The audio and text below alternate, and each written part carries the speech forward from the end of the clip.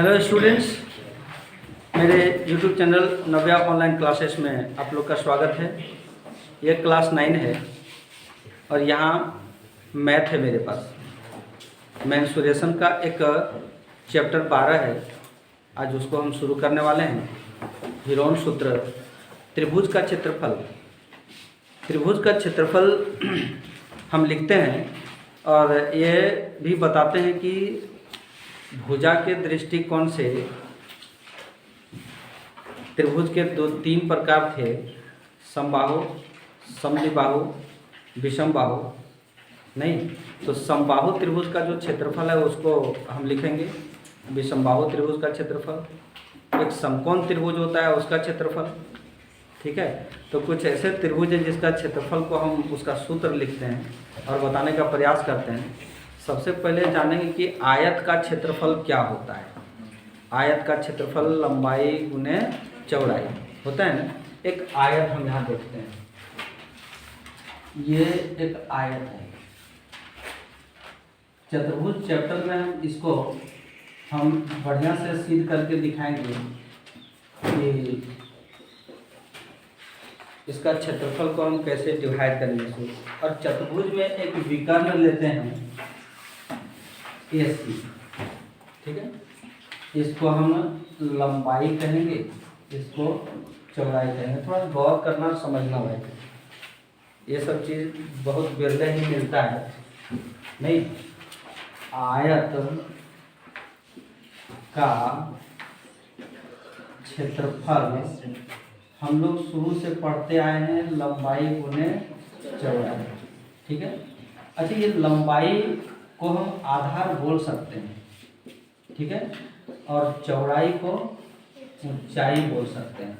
वो इसलिए बोल सकते हैं क्योंकि यहाँ पर 90 डिग्री का एंगल बना हुआ है ना, तो इसमें से यदि काट करके अलग कर लें तो हमारे पास ये वाला भाग आ जाएगा, A, B और ये C, यहाँ 90 डिग्री। तो ये जो भाग बन गया वो एक समकोण त्रिभुज बन गया। समकोण त्रिभुज का जो क्षेत्रफल होता है 1/2 गुने आधार गुने ऊंचाई होता है। वास्तव में आधार हम लंबाई को बता दिए और ऊंचाई हम चौड़ाई को बता दिए, ठीक है।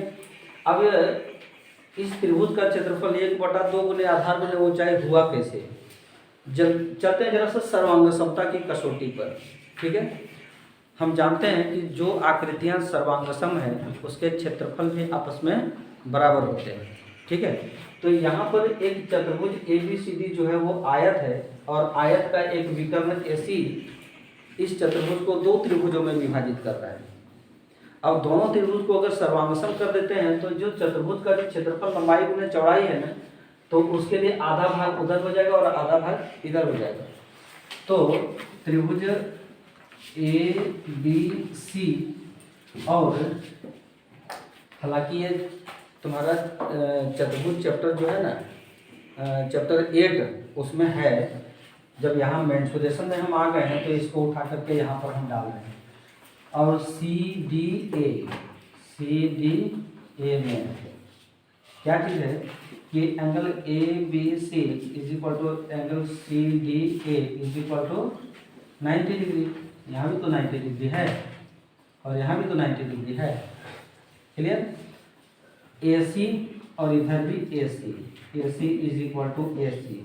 ये क्या है, विकर्ण है और दोनों त्रिभुज में ये विकर्ण उभयनिष्ठ है, क्लियर। त्रिभुज ABC और CDA दोनों में ये त्रिभुज, ये भुजा जो है ना AC उभयनिष्ठ है। बाकी चलते हैं, एक भुजा कोई ले लेते हैं। नहीं तो यदि हम इसका BC लें तो इसका हमको DA लेना होगा। कोई एक भुजा ले लेते हैं ना। यदि AB लें तो इसका CD लेना होगा। AB is equal to CD, ठीक है। ये आयत के लंबाई, आयत के सम्मुख भुजा समान होते हैं और समांतर होते हैं, उसी के हिसाब से इसको हम बराबर किए हैं। तो क्या आ गया, RHS। सर्वांगसम करने के इसमें और भी कसौटी, सारे कसौटी इसमें लागू होगा। 4 कसौटी बताए ना, सारे के सारे लागू होगा इसमें, हम यही उठाएंगे, ठीक है।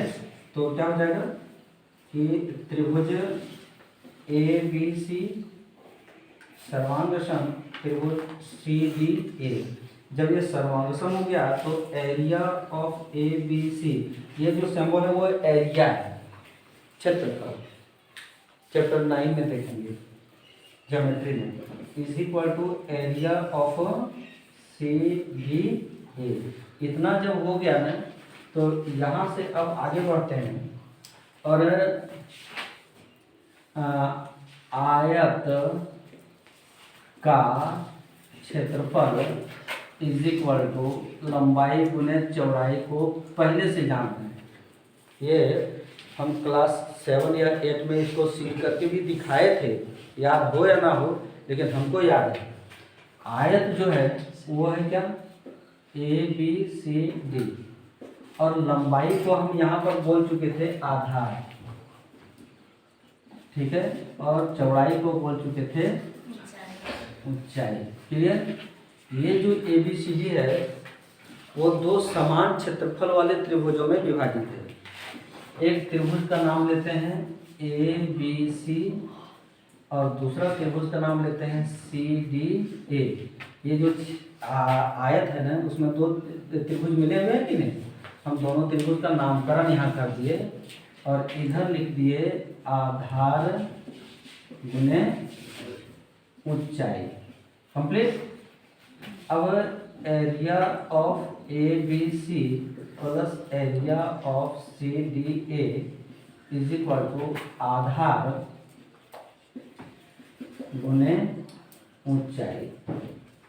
ये हो गया, दोनों का एरिया समान है तो area of ABC plus area of ABC, क्योंकि दोनों का समान है तो CDA के जगह पर हम ABC लिख दिए तो कोई दिक्कत नहीं है ना। यहाँ हो जाएगा आधार गुने ऊंचाई। ठीक है। अब 2 area of ABC is equal to आधार गुने ऊंचाई। हमको चाहिए area of ABC is equal to आधार गुने ऊंचाई बटे 2। ये वाला तो उधर जाके तो भागा हुआ कि नहीं, तो एरिया ऑफ त्रिभुज ABC माने त्रिभुज ABC का क्षेत्रफल, एरिया माने क्षेत्रफल होता है कि नहीं, 1/2 गुने आधार गुने ऊंचाई। ठीक है। त्रिभुज ABC का क्षेत्रफल इज इक्वल टू 1/2, आधार को B और ऊंचाई को H कहेंगे। तो एक त्रिभुज का एक सूत्र प्राप्त हुआ कि ABC का क्षेत्रफल, त्रिभुज का क्षेत्रफल अब आ गया ना 1/2 गुने आधार गुने ऊंचाई। ये वाला फॉर्मूला हम समद्विबाहु त्रिभुज में भी लगा सकते हैं और समकोण त्रिभुज में भी लगा सकते हैं। समद्विबाहु त्रिभुज में लगाएंगे तो उसमें शेषलम डालना पड़ेगा एक तो, और समबाहु त्रिभुज में भी लगा सकते हैं, विषमबाहु में नहीं लगेगा। ठीक है। तो एक सूत्र अभी निर्धारित किए हम, त्रिभुज का क्षेत्रफल 1/2 गुने आधार गुने ऊंचाई, ये हमारा मूल सूत्र है और इसी के आधार पर हम समबाहु त्रिभुज का एक सूत्र अभी स्थापित करेंगे, यहाँ बनाएंगे। इसको तुम लोग करें। अब हम लोग चलते हैं समबाहु त्रिभुज का क्षेत्रफल प्राप्त करना। नहीं, एक लिखेंगे समबाहु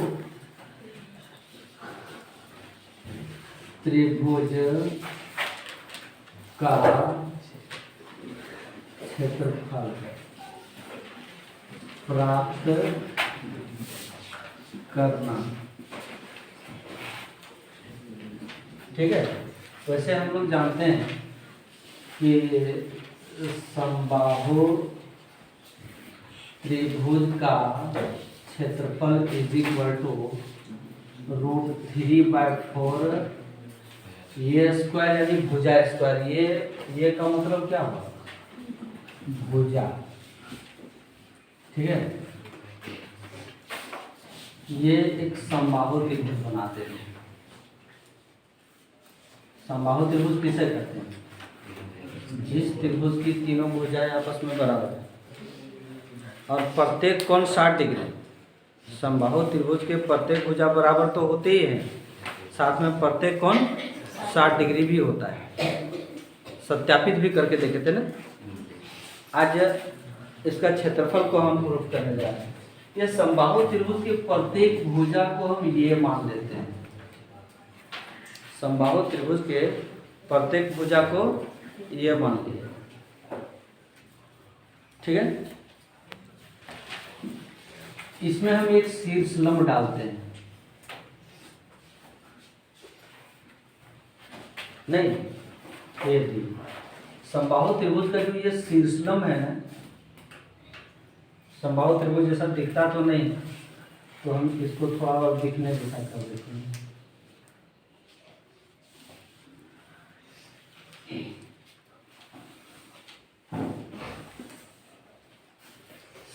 समबाहु त्रिभुज का एक शीर्ष लंब उस भुजा को दो बराबर भागों में विभाजित करता है, ये भी हम लोग जान रहे हैं। जैसे पूरी भुजा जो है वो BCA है, नहीं तो BD जो हो जाएगा वो ये बटे दो, इधर भी ये बटे दो बराबर भागों में बांटेगा ना, होगा या नहीं होगा? ठीक है। समबाहु त्रिभुज का क्षेत्रफल अभी भी हम लोग देखे थे 1/2 गुने आधार गुने ऊंचाई, ठीक है। तो यदि आधार हम इसको लेते हैं तो ये ऊंचाई हो जाएगा। ऊंचाई AD है, AD का मान पता नहीं है, तो यहाँ पर एक त्रिभुज देते हैं। त्रिभुज ADB में पाइथागोरस से हमको इसकी ऊंचाई निकालना है, इसलिए ये वाला फंडा लगा रहे हैं, ठीक है। कर्ण कौन सा हो जाएगा? कर्ण का स्क्वायर इज इक्वल टू लंब का स्क्वायर प्लस आधार का स्क्वायर। कर्ण AB इज इक्वल टू लंब AD प्लस आधार BD। A का मान A है तो ये स्क्वायर करो, AD हमको पता करना है, प्लस BD जो है वो चूंकि BC का आधा ना है तो A/2 का स्क्वायर करो, क्लियर। तो A² is equal to AD का स्क्वायर प्लस A²/4 हो गया, नहीं होगा? इसको इधर करेंगे तो A² minus A²/4 is equal to AD का स्क्वायर। इस टर्म को हम इधर किए हैं ना, तो A माइनस A/A²/4 होगा। कंप्लीट। एलसीएम ले लो 4A² minus A² is equal to AD square. तो क्या बचेगा? 3A² बचेगा ना, बटे 4 is equal to AD square. AD हमको चाहिए तो √3A²/4। AD का मान निकालेंगे तो √3 का परफेक्ट वर्गमूल नहीं निकलता है, क्लियर। और ये 4 का 2 निकलता है, 2 लिख दिए। A² का रूट अगर हटाएंगे तो केवल यहाँ A बचेगा, ठीक है। इतना हमारा यहाँ पर मात्रक हो गया, क्लियर। अब चलते हैं त्रिभुज का क्षेत्रफल। समबाहु त्रिभुज का क्षेत्रफल इज इक्वल टू, सूत्र पढ़े 1/2 गुने आधार गुने ऊंचाई। ये त्रिभुज का क्षेत्रफल पढ़े हैं ना, तो समबाहु नहीं बोलते हैं, त्रिभुज बोलते हैं पहले,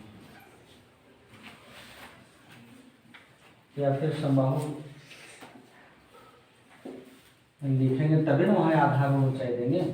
फिर लिखेंगे समबाहु त्रिभुज का क्षेत्रफल इज इक्वल टू 1/2 आधार हम BC को कहेंगे, क्लियर।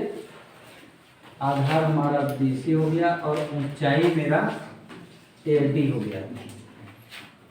ये ऊंचाई आधार BC और ऊंचाई AD। ठीक है। 1/2 गुने BC जो है वो ये है, यहाँ से यहाँ तक की लंबाई A है, इंटू AD अभी भी निकाले √3/2 A।